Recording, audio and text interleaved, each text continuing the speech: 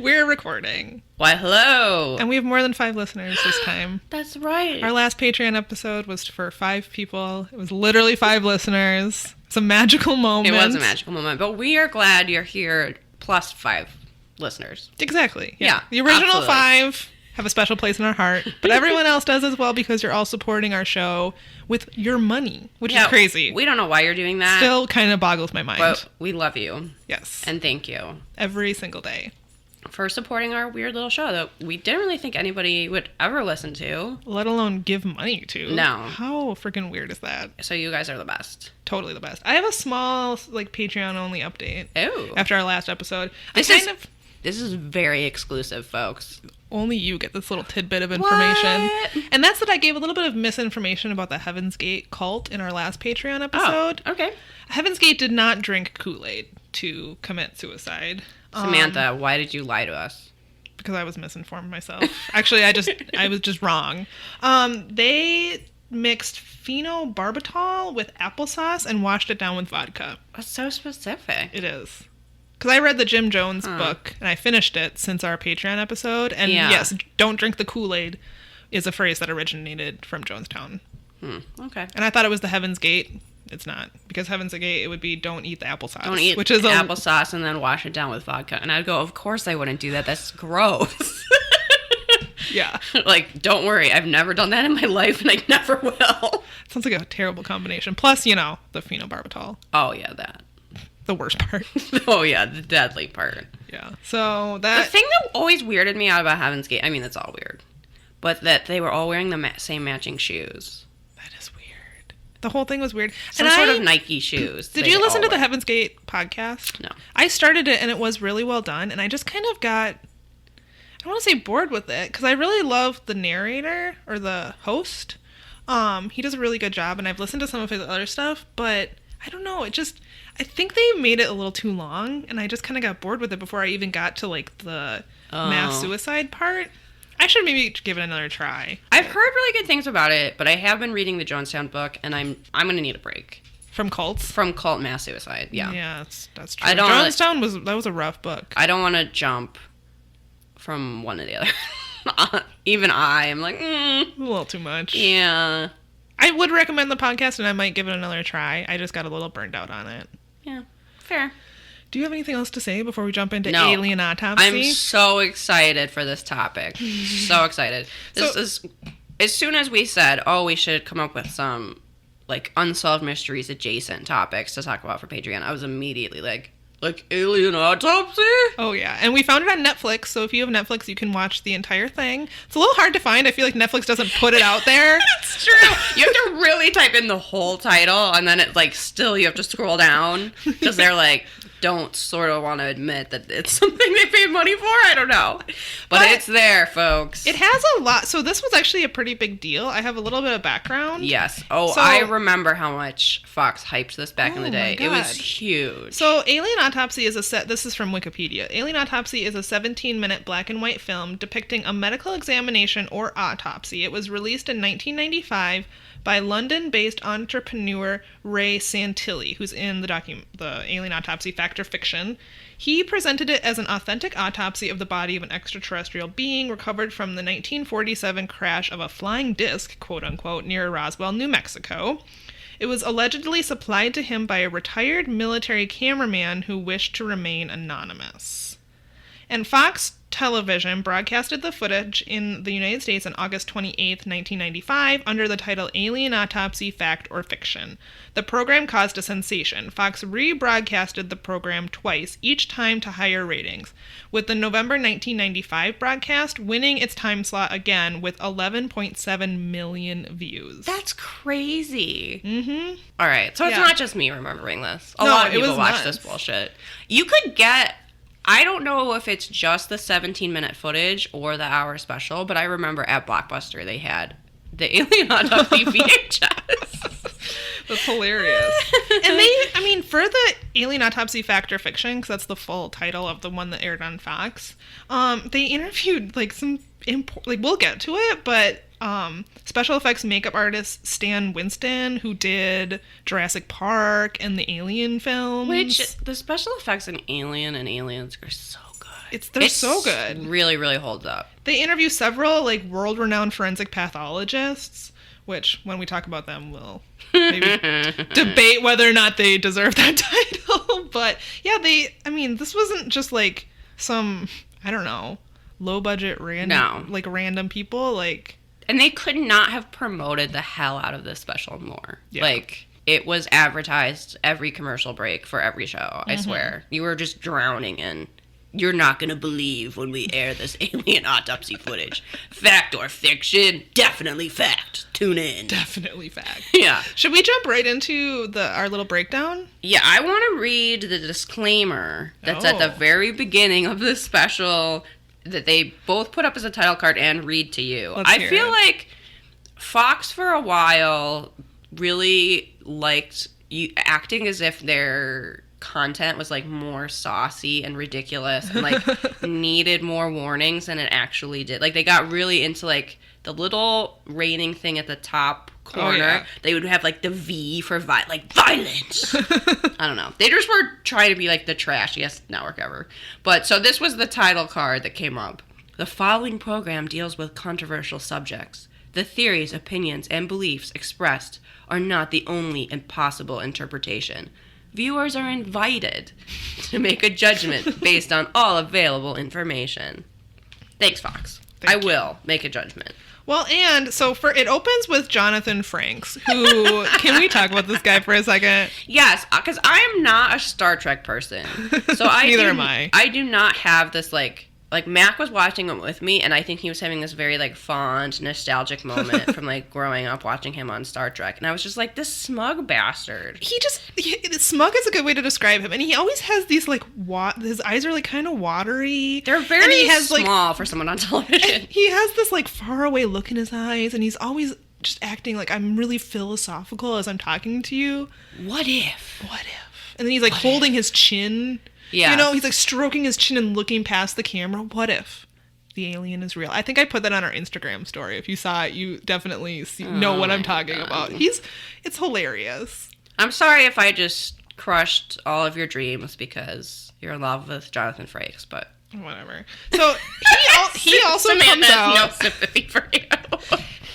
I wrote down, we open with Jonathan Frakes emerging out of the shadows to tell us that if what we are about to see is real, it's the most startling film footage in history. Although we remain skeptical, some experts believe this is authentic footage of an alien life form. And then he gives us the warnings that, like, I think very gruesome. It's very graphic. Yeah. Blah, blah, blah. Cover your children's eyes. They'll never be the same once they've seen an alien cut into. But the first thing we talk about is Roswell, because that's where this alien life form is supposed to have originated. Also, they only had, 17 minutes of autopsy footage, so they had to stretch it out. They really did.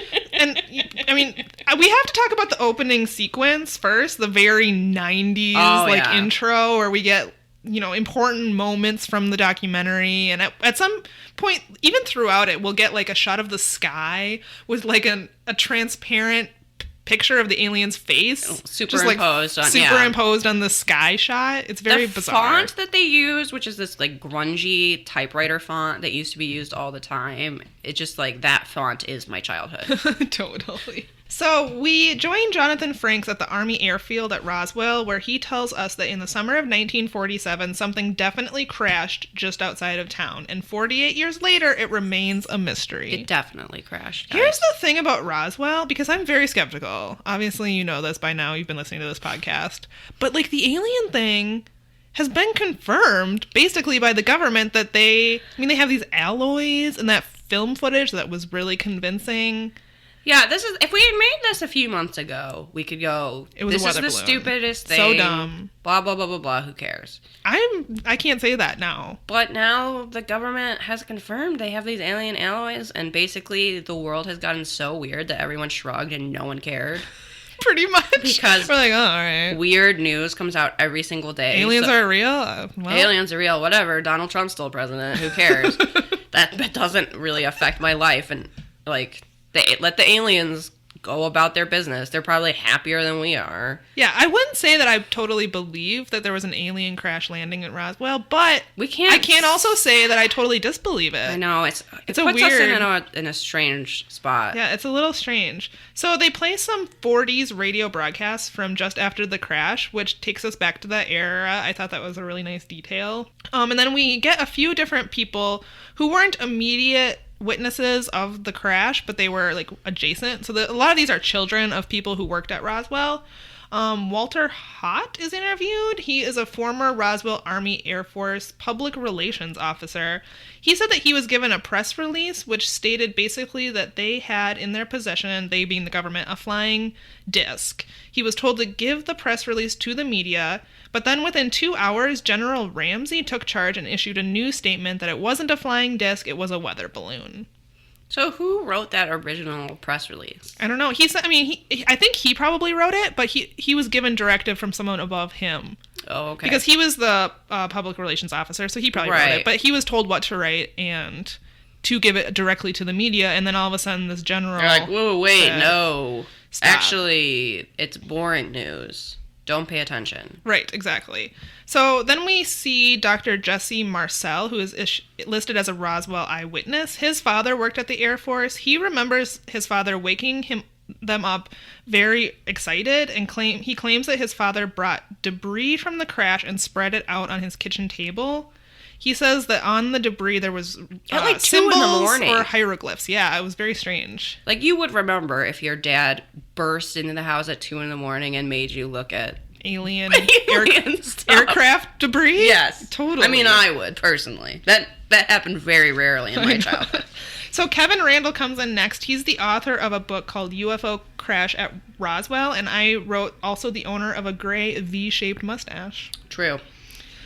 He said that more people handled the Roswell debris than anyone previously suspected. He thinks about 4 dozen people, and he says that there was foil-like material that you could wad up into a ball and then it would unfold itself. Which, like I said, I would have thought this was a crazy claim, but now we supposedly know that the government has these alloys they can't identify. Can't be identified with elements we know on Earth. Yeah. It just sounds crazy coming out of my mouth, but it's apparently true. We can't deny it anymore. I don't know. I know, it's crazy. And then, so now we see Frankie Rowe, who is a woman, and another child whose father worked at the Air Force and who also claims to have been shown crash debris. She says that they tried to burn it and it would not burn. She said they tried to cut it and it would not cut.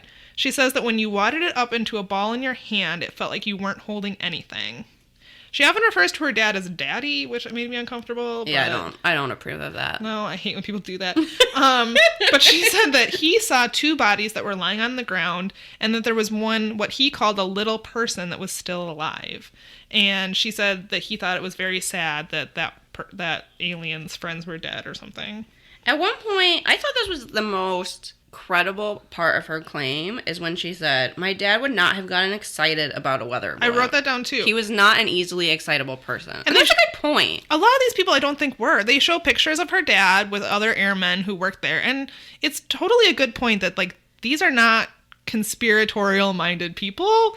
They're people who worked for the government. Yeah. Like, they're army people. Right. Like, they're probably not easily excitable. And they probably could recognize a weather balloon or something of this Earth if it had crashed. Like, these aren't dumb people either. Right.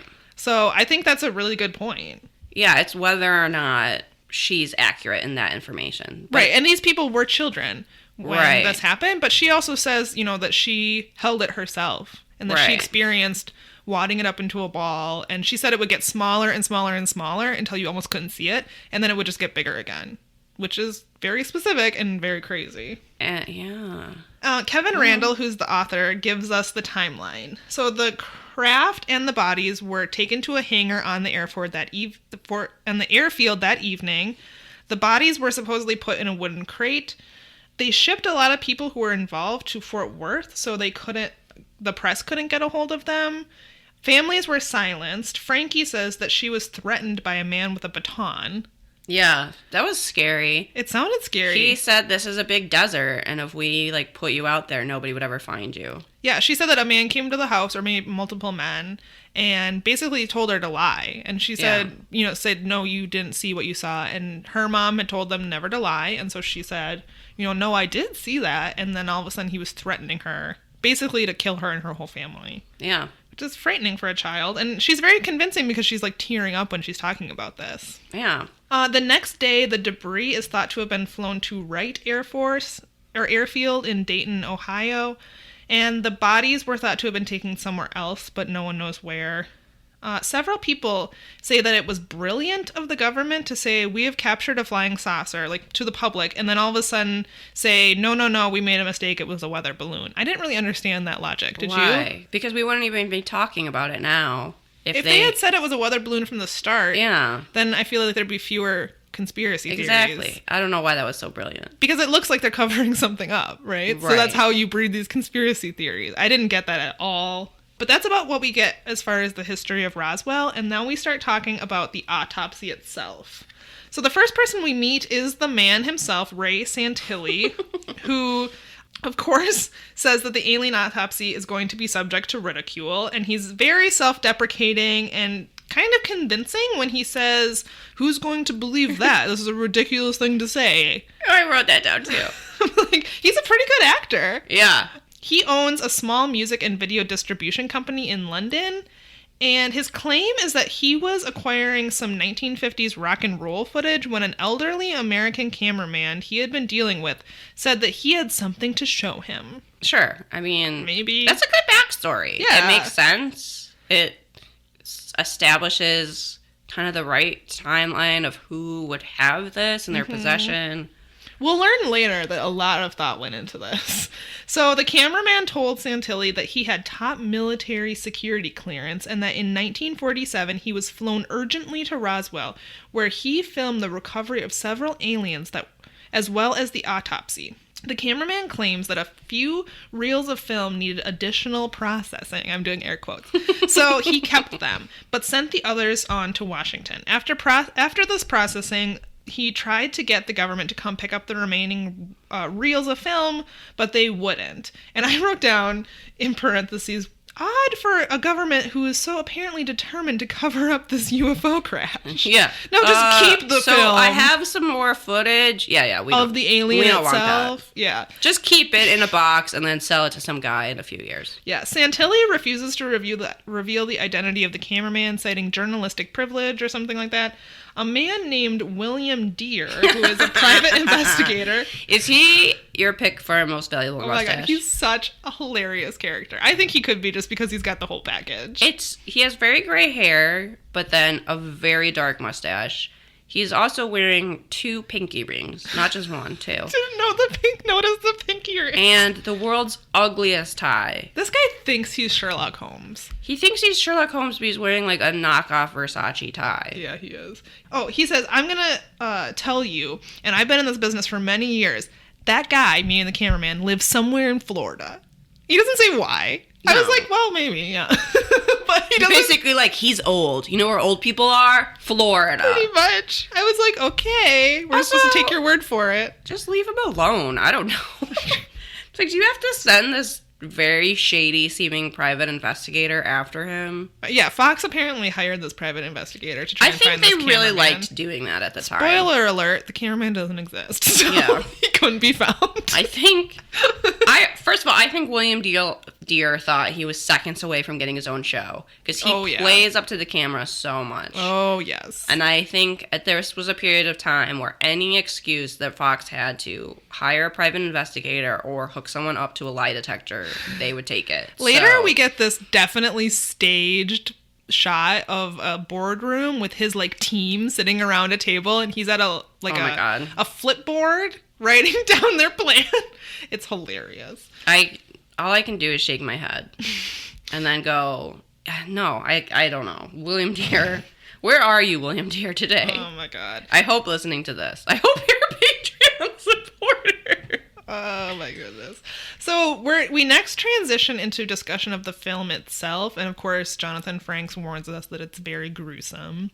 It's a 17-minute film. It's black and white. The room is stark. There's just a small table with instruments on it, a clock, and then like what looks to be a glass partition of some sort where someone could sit on the other side and observe. There's a humanoid figure on the exam table. It has a bulbous belly. The genitals are hilariously blurred out, even for though no reason. Later they tell us that it doesn't have any genitals, so I don't know why Fox... We can't see just a Barbie crotch of the alien. Yeah, and Fox did that. That wasn't a part of the original film. Apparently, I don't think it's great. It's blurred out in every version of this because Fox re-aired it 3 times, and I might be wrong about this, but I feel like I read it on the internet that it's not blurred out in every version. The Netflix one, it is. So maybe if you can find one of the originals, that might be worth some money. Sweet fake alien crotch. I guess. Finally. So it has a traditional gray alien head and face with the extra big eyes. The ears are really low. It has a bulbous head. The thing is, the second you see this alien, it looks so fake. You go, this is not real. Because it looks like a Halloween mask attached to some sort of fake body. It looks so fake. Yeah. Just the way that the face is so rigid. Mm-hmm. And fake looking. I don't know how else to say it. There's no way someone looked at this and was like, well, that's real. Oh my god. Yeah, so the alien is intact except for a large wound on its right leg. People in the video are dressed head to toe in contamination suits, which of course obscure their features. And then basically they perform the autopsy, which includes cutting open the chest and abdomen, pulling out the guts, peeling back the face, etc. Taking the brain out. The supposed brain. Yeah. Oh, okay. Taking something out of its fake head. Yeah, exactly. And then they start talking about the evidence. So, we kind of go back to the Roswell witnesses. We don't get, like I said, any firsthand accounts of seeing the aliens, but the 2 children, Frankie and Jesse, think that the alien shown in the video matches what their parents say the alien looked like. Yeah, our parents said that the alien looked really fake, so this would be good. I mean, the Roswell aliens were described as like the traditional gray alien, right? And that's what this is. There's some word for that we should know, but I think it's gray. Like they're the grays. The grays, because there's the grays. There's the the reptilians. Just pretend that was me. The Nordics. Talking about the Nordics. What? There's like Nordic aliens that supposedly look like white people, I think, with blue eyes. I'm not really sure. Someone tell me how wrong I am. What? The only reason I know this is because I listened to the last podcast on the left, and their alien segments are hilarious, and they often talk about these. Nordics the aliens that really racist people believe in? Maybe. I would assume. I think they are really tall, white, blue-eyed. I had no idea about this. You're blowing my mind. Yeah, that's about the extent of what I know about it, but I think people claim that they walk among us, maybe. I might be wrong. Oh, I'm really not an alien conspirator, so I don't know. But yeah, there's those, there's the reptilians, there's the grays. If you need an example of reptilian, Barack Obama, Hillary Clinton. Known murderer from the Boys in the Tracks mystery. My favorite thing that was going around Twitter right after Donald Trump's inauguration is that his bodyguards look like they have fake hands, that go across their... Because, I think their real hands are holding guns underneath their suits. There's a specific picture of this bald-headed white guy with, his fake hand. And, going around Twitter, people were calling him a reptilian. And it was so funny. I can't get over... I'm not sure I ever will get over the idea that people really think... That our government is run by reptilian alien people? Yes. I can't... It's kind of, fun if you're not taking it seriously. I mean, I guess it was fun until, more recently. But, yeah, just... Where did that come from and why? I don't know, but I think it's hilarious. It's hilarious, but it's also kind of sad that there's enough people that believe so many this. people think that. And it's always the political party you don't like that are the reptilians, right? Oh, sure. It's not all of them. It's the Democrats are reptilians or vice versa. I don't know. So much of this is just going to be me going, guys, I don't know what to say. Yeah, this is just, it's troubling. It's troubling. But getting back to the film, they next speculate on the items that are in the film. The clock is a model that was manufactured in the 1940s, and the phone is also a model. Yeah, they couldn't possibly get that somewhere else. No, they didn't go to an antique store and buy those things. The phone was also apparently a model from 1937. What? This is all real. And then they ask, can the film itself be dated? And then Kodak helps us out. Like, legitimately Kodak. They tell us that the code on the film is a square and a triangle, which were used in Rochester, New York by Eastman Kodak Company to denote the following years of manufacture. 1927, 1947, or 1967. So that checks out. So it technically could be from the 1940s, but it also could be from 1967. So I don't know who this is. I wrote down Unibrow tells us that the film could have been shot in the late... Is that the Kodak guy? No, this is a different guy. He was what they called a senior curator at Eastman House, and I have no idea what that means. Oh. Well, Eastman Kodak Company is the full name of Kodak. Okay, so it must be something associated with that. And I don't know how to pronounce his name. I think that's why I just wrote down Unibrow. I'm sorry. But I also wrote down, I'm worried he lost his job after this. Because he was the most, at least from the footage they included, and I'm sure this is edited in a very disingenuous way. He seemed like the most, like, this is real, guys. And I was because he says, I'm often asked... Unibrow says, I'm often asked, how difficult is it to fake a film? And the answer he gives them is no. It is not easy to fake a motion picture. It would take an amount of technical know-how that would make the operation not worthwhile. He's basically saying that it would be so expensive to fake a film like this that why would you even do it? Right. Which... To sell it to Fox. To make a special. That's why. Exactly. You think Ray Santilli didn't make bank on this thing? That's also like how a lot of magic tricks work. Is that they're so complicated that your brain is like, well, no one would bother to do all these things. So you just... That's how the illusion works. Mm-hmm. It seems kind of similar. It's like, you're like, well, who would... This is a weird hobby, making fake alien autopsy videos. So it must be real. I know. But that doesn't... No. Fortunately, next we get the voice of reason in the form of Alan Davu? He's the Hollywood director of E.T., Congo, Empire of the Sun, etc. He asserts that he thinks the film is a hoax, and he's suspicious of the film because of how it regularly goes in and out of focus as if to hide what may not be real. Yeah. Which is... true. And he says, what you see is a cameraman who is intentionally making the camera go out of focus. It doesn't make sense that he would make no adjustments to the focus, which is true. Like, as soon as they start doing something like cutting open the head, it goes blurry, or the cameraman conveniently, like, gets behind one of the doctors, as if there wasn't a ton of room in this room. It is very convenient, the times that you can't see what's happening. Yeah. And they, come back with,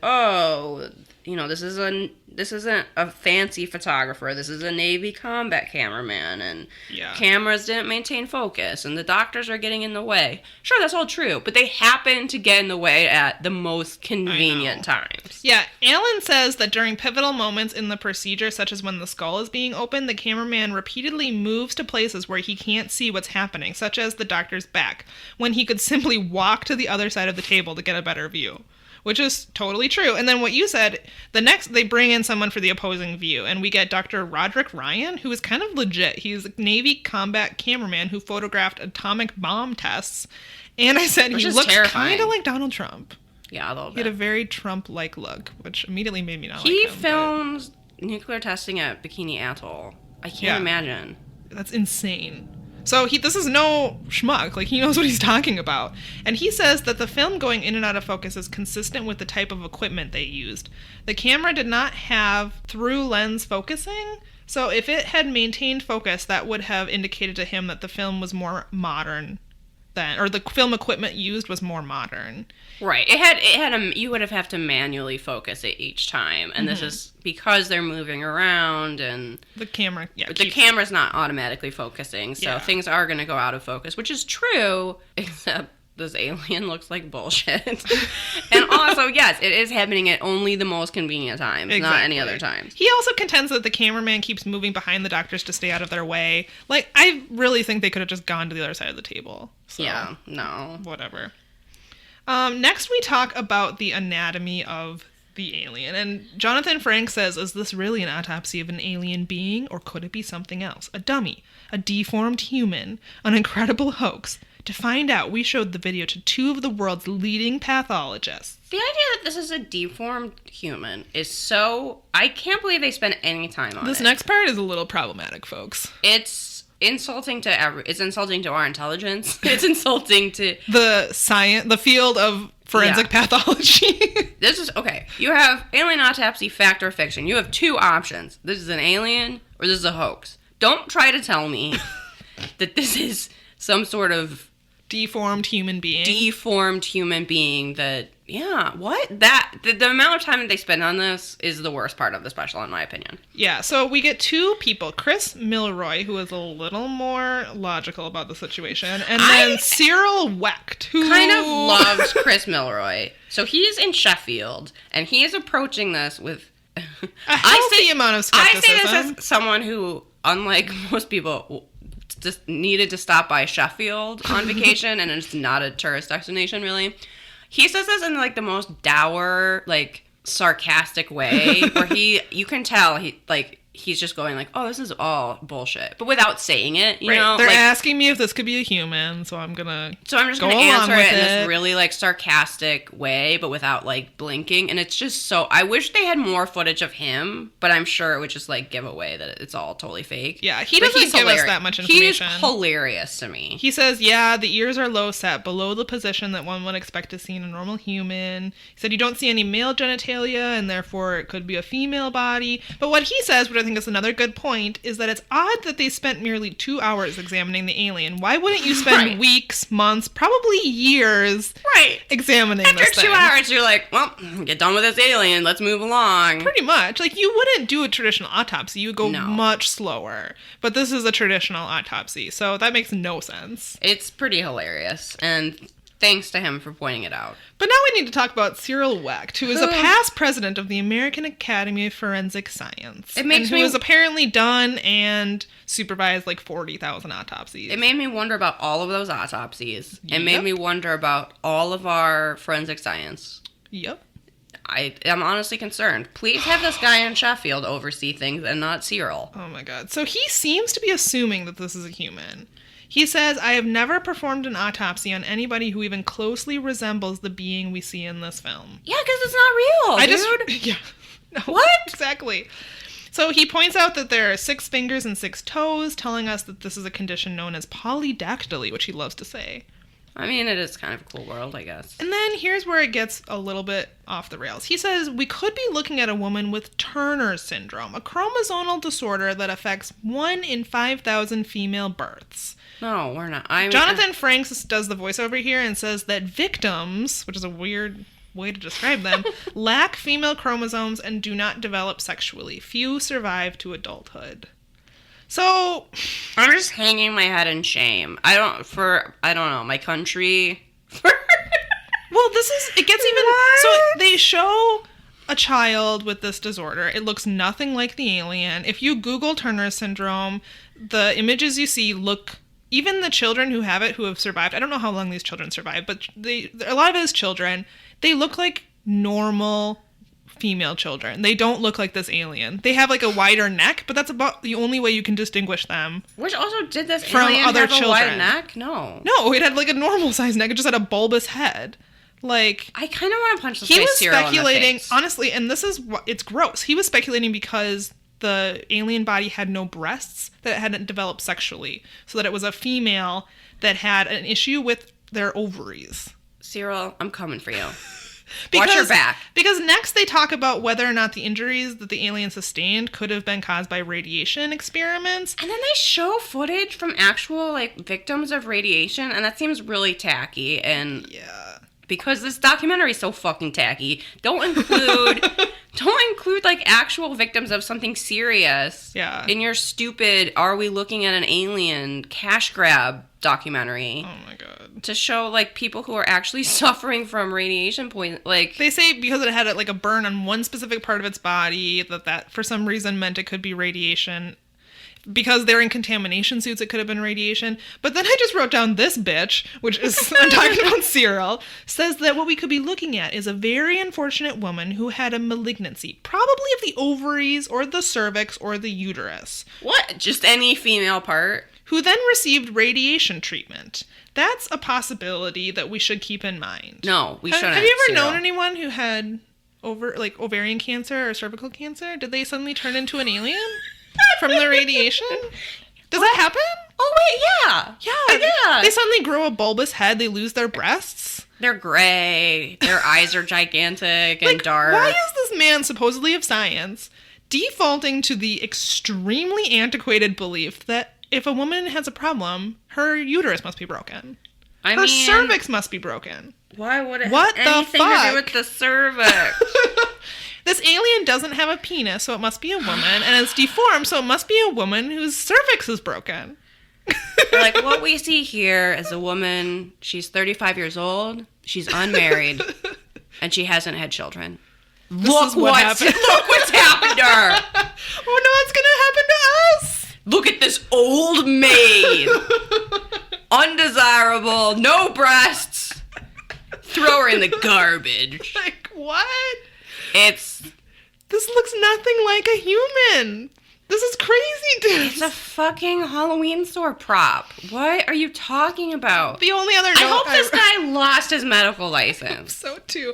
And he's so excited. He's standing in front of like a TV that's showing the autopsy footage, and he's like so excited to point out the polydactyly and how this woman's cervix is broken. This is another point. The people are excited to be on television in a way that I don't understand. Like, don't you worry about people making fun of you? Like, people are always so excited to go on television for any reason. Yeah, I don't get it. And maybe this is weird to say because we have a podcast, but I wouldn't want to be on TV. I don't want to be on TV. I once was like, when the Iraq War started, there was like an NBC News person or something like out on the streets of Chicago trying to get public opinions. And they like came up to me and Mac and were like, "What do you think?" And I'm like, yes, I'm against the Iraq War, but I was like, there's no way I want to be on TV. I'm gonna be like in a documentary about like how stupid Americans are or something. Like that's my first thought is I'm not gonna articulate myself because I can't even talk. I'm not going to articulate myself, and I'm just going to look ridiculous. So we were like, no thanks. And the woman was like, really? Because fucking everyone wants to be on TV. Yeah, I don't get it. And this guy, even though he's this like successful doctor, he's still like, I can't wait to go on the Fox's trashiest, stupidest special and talk about how this is my like deformed ex-wife or whatever his issue with women is. Yeah, I don't get it. The last thing we see with this guy is him talking about the organs, because you see them in the autopsy video cutting open the alien, pulling out the guts. He's puking. Okay. Well, we had to take a little break from recording, folks, because while discussing Cyril, Lenny literally puked. Vomited. Which, coincidence? I don't think so. The last thing we see of Cyril is he's talking about the organs, because you see in the autopsy video they pull the organs out of the alien, and he says he's like amazed by this. He's like, I can't correlate the organs with any human body I've ever seen. And I just wrote in all capital letters, because it's animal parts inside a plastic dummy, which we'll learn about later. Well, he's still insisting this is some... He's like, the liver, if this is what actually is the liver, it should be over here, but it's over here. I'm like, that's because it's fucking fake, Cyril. Yeah. I don't understand why he can't just be like... I hate him so much. Yeah, I don't know. It's bizarre. But we move on from the anatomy of the alien to next talk about whether or not it could have been special effects. Yes, a practical question. Right. Jonathan Frank's voiceover asks, how hard would it be to create a dummy that bleeds so convincingly? They ask Stan Winston, who built the dinosaurs in Jurassic Park and the Predators in Aliens, which... impressive. I mean, special effects design. Like, this guy, again, no schmuck. He knows what he's doing. I believe the aliens in the movie Alien way more than I believe in this alien. Mm-hmm. So So they interview Winston, and his initial reaction was that it wasn't real. But then when they started the autopsy, and he thought about how difficult it is for them, being him in his studio in the special effects world, to simulate cutting skin, he started thinking that if it wasn't real, he would be really proud to create something like that himself. He basically says this would be really expensive to do. It's not easy. I really expected that Stan Winston and his studio, because you get like a bunch of people watching this from his studio, were going to be the ones that were like, this is definitely special effects. I mean, I think they were so impressed by it. I think they probably cut out the part where they were like, yeah, this is special effects, and just left in them going, this is really well done. If the person who made this came here, I would give him a job. Yes. This would be very expensive to do, so it seems unlikely. But I'm sure in the footage that's not used, they were like, well, obviously this is fake, but I think it was probably edited a certain way. Yeah, so that they're going, obviously this is fake, but it is pretty well done. Yeah, they talk about how difficult it is to make something uniformly wet. So, like, inside of the alien, you can kind of see that it's all moist as if it was the actual inside of a body. It bleeds very convincingly and uniformly. They show the skin being cut with a scalpel. And then you see the blood dripping down, which I'm sure is hard to do. They also can't seem to get past the 1947 part. Like, they don't consider that just because the people are claiming to have shot this video in 1947, like, doesn't mean that it was actually shot in 1947. Because they keep talking about how silicones weren't available back then. Yeah. But this is the 1990s. Like, but they're available if this was now. A hoax. Right. Yeah, like, that's not evidence that this I guess they were taking the film stock age very seriously. But you can get old film. I also just... Personally, even though it's like a little bit grainy and black and white, it doesn't look like film processed in the 40s. Yeah. It doesn't have any burns or marks or dust. There's no spots. There's no... Like, the actual processing of the film looks like really clean and nice. Yeah. So that seems weird to me that they wouldn't have said... Like, the Kodak guy, no one said anything about that. It was very strange. Yeah, so... I'm just assuming they edited that out, but... The last part of this, I kind of fizzled out taking notes. It was like, they kind of... They do a little investigation. They bring back, what's that guy investigator? His last name's Deere. William Deere. They bring him back. I wrote down that they're trying to find the cameraman, that lots of dudes with mustaches are on the job. So many mustaches, guys. If you're into mustaches, this is the special for you. He goes to Florida and meets with some old guy who's clearly fucking with them. Yeah. Someone got a terse letter from the government about Roswell. I don't even know who. And then the last thing I wrote down was that Stanton fucking Friedman thinks it's fake. So there's that. There was a part where Congressman Stephen Schiff from New Mexico was trying to get information regarding Roswell. Was that the guy who got the terse letter from the government? Yeah. I'm like, of course you got... The government's sick of answering these questions. When they said, oh, it wasn't a regular weather balloon. It was a high-altitude balloon used for detecting Russian nukes. Yeah, okay, I don't know. All right, sure. That's about where it ends. No. Jonathan Frakes gives a little hilarious speech in the desert about what if... That's what I put it. What if? I recorded that for our Instagram story. A few people have gotten to see that. What if an alien lost? That's where he's stroking his chin, way, looking with his watery eyes into the distance. His family never knows what happens. And then he just ends with, "We are not alone." Yep. Which I wrote in all caps. Yep. So that's how that ended. Do you want to hear the aftermath of this? Yes, I would. All right, this is according to Wikipedia. On April 4th, 2006, Sky, which is a UK telecommunications company, broadcasted the documentary Eamon Investigates, Alien Autopsy, presented by Eamon Holmes. I hope I got that name wrong. Or name right. You hope you got it wrong. Well, you did. I'm sure I did. In this program, Ray Santilli and fellow producer Gary Schofield admit that their film was actually a reconstruction, I'm doing air quotes, containing only, in their words, a few frames from the original 22 rolls of film. So Santilli and Schofield stated that they had restored, quote-unquote, the damaged footage by filming a simulated autopsy on a fabricated alien, based upon what Santilli said he saw in 1992, and then adding in a few frames of the original film that had not degraded. They have not identified which frames are from the alleged original. Okay. According to Santilli, a set was constructed in the living room of an empty flat in Rochester Square, Camden Town, London. John Humphreys, an artist and sculptor, was employed to construct 2 dummy alien bodies over a period of 3 weeks, using casts containing sheep brains set in raspberry jam, chicken entrails, and knuckle joints from a local butcher. Now we know if you want that hard to achieve all over wetness, you use raspberry jam and chicken gizzards. Not that hard, guys. Gross. Alien artifacts, supposedly items recovered from the crash site, were depicted in the footage. These included alien symbols and 6-finger control panels, which Santilli described in the Sky documentary as being the result of artistic license on his part. So this is all fucking fake. I just closed my eyes.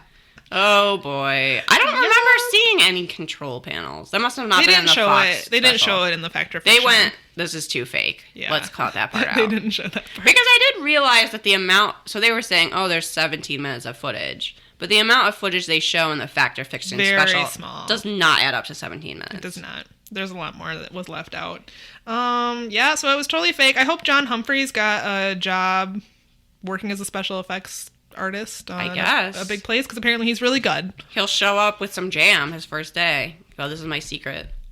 My trade secret. I think I've mentioned in past episode that I really enjoy the FX show Face Off, where they do the special effects makeup.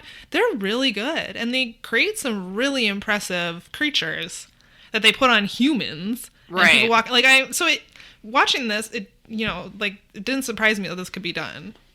It impressed a lot of people in the 1990s, is so but fake. And there's this part where they're like peeling off part of the eyeball. the eyes look so fake. It looks so dumb. There's Not just real no way. There's not even me watching this at like 11 or however old I was. As a young, dumb person, there was not a second where I was like, "Yep, that's real." Yeah, Never. No. Not at all. Now, do I think that? I mean, the jury's still out for me on Roswell, but this documentary film, Alien Autopsy film, totally fake. So fake. And I think everyone working on it knew that. I don't know if the Roswell witnesses knew, but they seemed pretty convinced. And I feel like the people's interviews are cut down in such a way that this was edited strategically. Yeah. For so sure. the part where they go, well, obviously it's not real, but if it was, and then you missed that first beginning sentence. It's very important. Yep. But, I mean, would you recommend... So let's rate it out of Robert Stack's. What do you think? 2? Really? Are you that... I mean, it depends on what you're looking to get out of it. It's pretty entertaining. It's a good laugh. It's only an hour. You could put this on with your friends and laugh at it. That, actually, I would give it a high rating for. So if you're doing it... I was going to do, I don't know, 3.5. Yeah. I would say if you have some friends over and you're maybe a little bit drunk or high, that this is perfect. This would be fun to watch. Order some pizza and watch Alien Autopsy, Fact or Fiction. Maybe play with some pogs. And just remember, because this is really the most 90s thing. It really is. It's intensive, shoot it into your veins 90s-ness. Yeah. If you are just gonna need to entertain yourself on a Sunday afternoon by yourself, I wouldn't watch this by yourself. I wouldn't watch this by yourself. I would give it a 2 for that. If I hadn't had to do this for the podcast, I probably wouldn't have made it through. We watched this together a couple weeks ago, which was fun. Yeah, that was And then hilarious. I rewatched it by myself to take notes. And then I was like, it was a little bit of a chore. Yeah. So I wouldn't watch this by yourself. But it's on there if you have friends over. Yeah. For a party. Also, I think on Amazon, there's the Jonathan Frakes hosted show Beyond Belief. Oh, we're going to definitely do that for a Patreon. Which is kind of a similar... It's half Unsolved Mysteries, half fakeness. Where they do little sketchy reenactments, and then you're supposed to vote in your mind if you think it's true or false. And then at the end, without any evidence to back it up whatsoever... They tell you whether it's true or false. No, that was... false. And my brother loved that show. I remember watching that show. And I think we should probably do an episode of that. Yeah, we'll have to pick a good one. Actually, I think we had one picked out. I don't remember. Maybe we did. It was videos or something? Paranormal videos? Oh, that's different. Was that something else? We're going to do, I think for next month, from the show Sightings. Oh, Sightings. That's They right. put together a ghost... video. straight-to-video special, which we found somewhere. So we're going to watch It was people who've taken photos of ghosts, supposedly, or videos of ghosts. It was home videos of with ghosts in them. I'm really excited. Yes. That's on YouTube, I think. More info on that to come. Yeah. That's going to be good. Yeah, it is. Do we have anything else to say about Alien Autopsy? I'm just remembering there used to be, I don't even know if this is still true. There used to be a skateboard company called Alien Workshop. I didn't know this was a skateboard company, and I bought this hat that said Alien Workshop on it. Oh. And I just remember wearing that to school and getting called a poser. Because I didn't skate. But I was thinking about that the other day, and I was like, man, I wish I had that hat. Yeah, that would be super cool now. I'm sure you threw it away. I'm sure I was like, oh, I can't wear this. I'm a poser. And I sent it to the Goodwill or something. You just liked aliens. Yeah, I was like, this is just me being way too into the X-Files. So I bought this hat at the mall. That is really funny. Yeah. Well, I got nothing else. I mean, yeah, get high and watch this with some people. I don't know. Otherwise, you're going to go, this is just not real. Yeah. A lot. You're going to find yourself saying that. Yeah, it's a lot. It's super fake. It made me nostalgic for old school fake news, which was like Weekly World News. Yeah. Which I guess if you don't live in the United States, we used to have this black and white tabloid that was sold at the grocery store like way too late for like an all black and white paper. It was called Weekly World News, and it had the most ridiculous made up bullshit that was pretty much half about aliens. It would be like Bigfoot's secret lover found in the White House, and yeah, this many congressmen are secretly aliens, and that may be where the reptilian stuff was bred. Probably, which is sad. Probably. And it just makes me go, I wish conspiracy nutters were still worried about that instead of saying, like, school shootings aren't real? Yeah, that's exactly what I was going to say. Instead of being Sandy Hook truthers, I wish they were sitting around going, Our government is repressing aliens and Bigfoots. Like, I think they are, but they're also Sandy Hook truthers, unfortunately. Put your energy into Bigfoot and leave victims of school shootings alone. Yeah, that's a good point. It makes me kind of nostalgic for a simpler time in a way. Yeah. Yeah. Oh. Fact or fiction? Definitely fiction. 100% fiction. Oh, yeah. Our consensus is the Alien Autopsy. Fiction. But I'm sure there was, I don't know, some little old ladies in a retirement home watching it going, this is real. And I know it's real because Bill Clinton is a reptilian. I've said this before on the show, and I'll say it again. If you have a family member who believes members of the government are actually reptilians, I want to hear from you. I want to know what they say. I want to know what your Thanksgiving is like. Yeah, where that theory came from and what your thoughts are on it. Apparently, like 10% of people think this. Something ridiculous. Oh my god. And I want to know more. I'm sure I don't, but also I do. I have a coloring sheet from a coloring book. I don't even remember which coloring book it is now. It might be the Last Podcast fan coloring book that has Donald Trump depicted as a reptilian as like a fake Time magazine cover. Sure. And it says Reptilian of the Year. I definitely colored that and had a lot of fun doing it. He's got like a little tongue, like a snake tongue sticking out. Sure. It's great. We all know that's true. That's not crazy. No, not at all. I used to be the biggest fan of Christopher Pike novels back in the day, which were these, before everything was a young adult novel, and your pickings were slim.